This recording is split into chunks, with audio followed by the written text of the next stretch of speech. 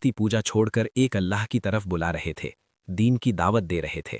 जब उन्होंने सद्दात के ऐलान की खबर सुनी तो कुछ ही दिनों बाद सीधे बादशाह के दरबार में पहुंच गए।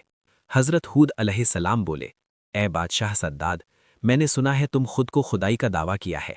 ये तुम्हें किसने हक दिया? अब भी वक्त है, एक अल्लाह पर ईमान ले आओ। सब लोग दंग रह गए। जिस बादशाह के सामने उसकी बेगम तक बोलने की हिम्मत नहीं करती, वहां एक दरवेश उसे नसीहत कर रहा है। पास खड़े मंत्री में कहा, हुजूर, ये कौन है? इतनी हिम्मत कैसे हुई आपसे बात करने की? सद्दाद गरजा, मैं तुम्हारे अल्लाह को क्यों मानूं? मैं खुद ही खुदा हूं। हजरत हूद अलैहिस्सलाम बोले, अल्लाह बहुत रहम करने वाला है। अगर तुम ईमान लाओ तो वो तुम्हें दुनिया में भी सुकून देगा और मौत के बाद जन्नत अता करेगा। सद्दाद बोला, क्या तुम्हारा अल्लाह मुझसे ज्यादा सुखी है? हजरत हूद अलैहिस्सलाम बोले, बेशक अल्लाह ताला ने नेकों के लिए जन्नत बनाई है। दुनिया के बाद आखिरत में ऐसी जन्नत है जहां कोई कमी नहीं, हूरें होंगी, दूध और शहद की नहरें होंगी, ऐसा सुकून जो दुनिया में कभी नहीं मिला। सद्दाद हंसा और बोला, रहने दो अपने अल्लाह और उसकी जन्नत की कहानियां। लेकिन सद्दाद नहीं जानता था कि घमंड का अंजाम बहुत भयानक होता है, और अल्लाह की पकड़ जब आती है तो तख्त भी मिट्टी बन जाते हैं। चुप रहो मुंह, ऐसे अजीबोगरीब किस्से तो मैं पहले भी बहुत सुन चुका हूं। ये सुनकर हजरत हूद अलैहिस्सलाम बोले, ये कोई झूठी कहानियां नहीं है बादशाह, ये सब हकीकत है। अल्लाह ताला की बनाई हुई जन्नत इतनी हसीन है, इतनी बेमिसाल है, क्या तुम्हें वो पसंद नहीं? ये सुनते ही सद्दाद ने अहंकार से कहा, मैं तुम्हारे अल्लाह के सामने सिर क्यों झुकाऊं? क्या मैं खुद तुम्हारे अल्लाह जैसी एक जन्नत नहीं बना सकता? मेरे पास किस चीज की कमी है? मैं चाहूं तो यहीं दुनिया में जन्नत बना दूं। हजरत हूद अलैहिस्सलाम ने दर्द के साथ कहा, ए बादशाह सद्दाद, तुम्हारा दिमाग बिगड़ चुका है, वरना ऐसी बात कभी जुबान पर ना लाते। अल्लाह जो कर सकता है वो इस धरती का कोई इंसान कभी नहीं कर सकता। सद्दाद हंसा और बोला, ऐसी बातें तो बस कमजोर लोग करते हैं, मैं करके दिखाऊंगा। मेरे पास दौलत है, लश्कर है, हजारों नौकर हैं, मैं तुम्हारे अल्लाह जैसी जन्नत बनाकर दिखाऊंगा। ये सुनकर हजरत हूद अलैहिस्सलाम गुस्से से कांप उठे। मूर्ख बादशाह, इतनी बड़ी गुस्ताखी, इतना घमंड! याद रखो, अल्लाह ताला इस अहंकार को कभी बर्दाश्त नहीं करेगा। सद्दाद ने हजरत हूद अलैहिस्सलाम को दरबार से धक्के मारकर निकलवा दिया।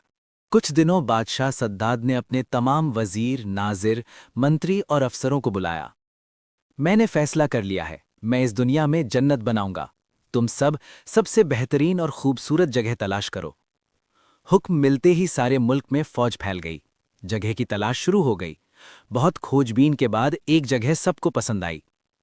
ये खबर देने के लिए सब लोग भागते हुए दरबार पहुंचे। मुख्य सलाहकार बोला, हुजूर, जन्नत बनाने के लिए सबसे बेहतरीन जगह मिल गई है। सद्दाद ने पूछा, कहाँ है वो जगह? पूरा हाल बताओ। सलाहकार बोला, वो जगह 8000 मील लंबी और 5000 मील चौड़ी है।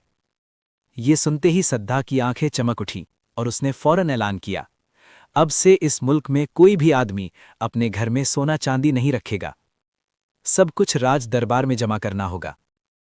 अगले ही दिन से सद्दाद की फौज घर घर छापे मारने लगी। जिसके घर में सोना, चांदी, हीरे जवाहरात मिलते, सब जब्त कर लिया जाता। आम लोगों पर जुल्म बढ़ता गया, नाइंसाफी फैलती गई।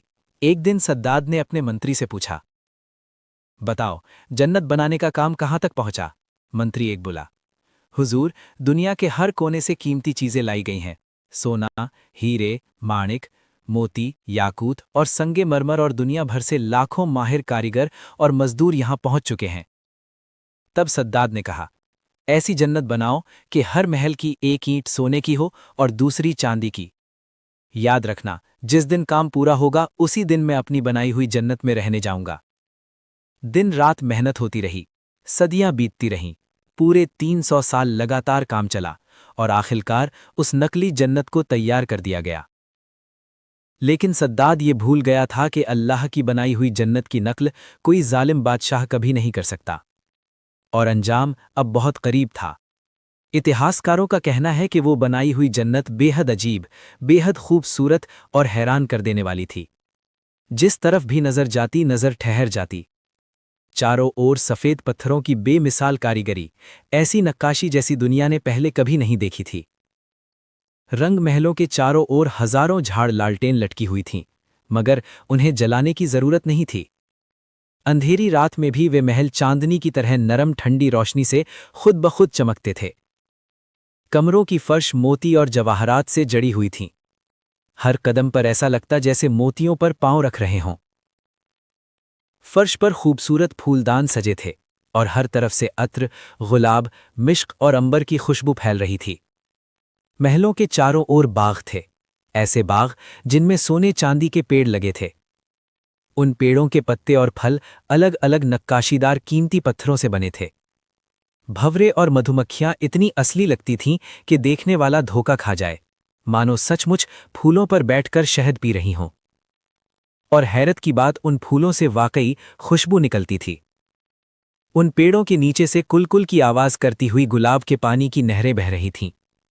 पानी इतना साफ था कि लगता था जैसे मोती की धार बह रही हो। नहरों के किनारे हीरे जवाहरात से जड़ी घाटें बनी थीं। वहीं सैकड़ों खूबसूरत औरतें रहने के लिए रखी गईं और आनंद के लिए अलग अलग नाच घर बनाए गए। दुनिया भर से चुन चुनकर खूबसूरत युवतियां लाई गईं। नरम नाजुक फूलों जैसी किशोरियाओं भी रखी गईं। कमरों का सारा फर्नीचर खालिस सोने से बना था, कुर्सी, पलंग, दरवाजे, सब कुछ। आखिरकार सदियों की मेहनत के बाद जन्नत बनाने का काम पूरा हुआ। एक दिन बादशाह का मंत्री खुशी से दौड़ता हुआ आया। हुजूर, जन्नत की तामीर पूरी हो चुकी है। बादशाह सद्दाद मुस्कुराते हुए बोला, बताओ मेरी जन्नत कैसी बनी है? मंत्री ने कहा, हुजूर, जहां भी नजर डालिए नजर ठहर जाएगी। दुनिया की कोई भी नेमत ऐसी नहीं जो वहां मौजूद ना हो। सद्दाद बोला, ठीक है, कुछ दिनों बाद मैं खुद वहां जाऊंगा, तैयारियां शुरू कर दो। उसके स्वागत के लिए जन्नत के दरवाजे पर शाही मेहराब बनाई गई। सुंदर युवतियों को सजाकर खड़ा किया गया ताकि वे बादशाह का इस्तकबाल करें। आराम, आयेश, खुशी, जो कुछ चाहिए था सब कुछ तैयार कर दिया गया। आखिर वो दिन आ ही गया। बादशाह शाही लिबास पहनकर वजीर, नाजिर, मंत्री और सैकड़ों लोगों के साथ जन्नत की तरफ चल पड़ा।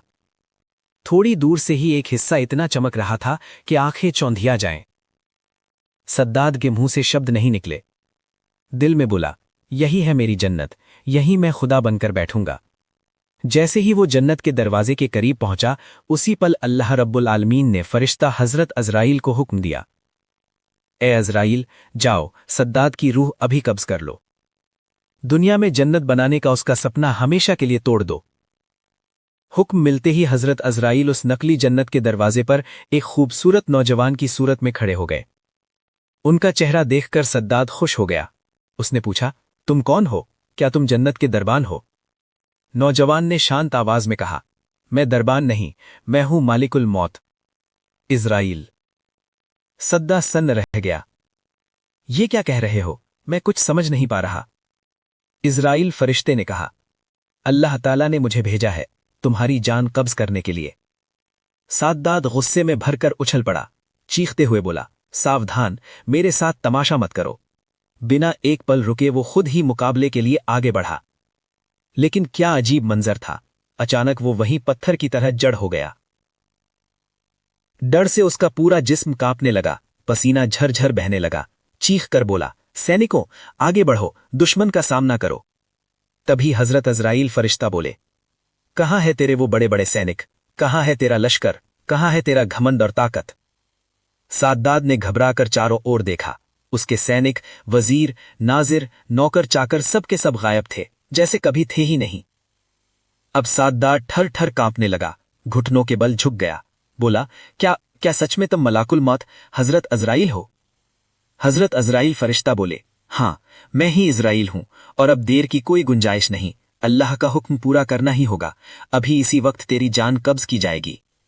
ये सुनते ही सद्दाद बिल्कुल बच्चे की तरह फूट फूट कर रो पड़ा। हाथ जोड़कर कदमों में गिरकर गिड़गिड़ाने लगा, बस बस, थोड़ा सा वक्त दे दो। मैंने बरसों की मेहनत से ये जन्नत बनाई है, सिर्फ एक नजर, बस एक नजर देखने दे दो।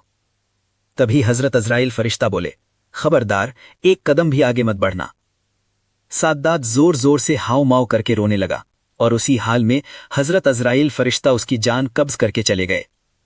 अचानक भयानक और डरावनी आवाज के साथ सद्दाद की बनाई हुई वो झूठी जन्नत मिट्टी में मिल गई। ना कोई निशान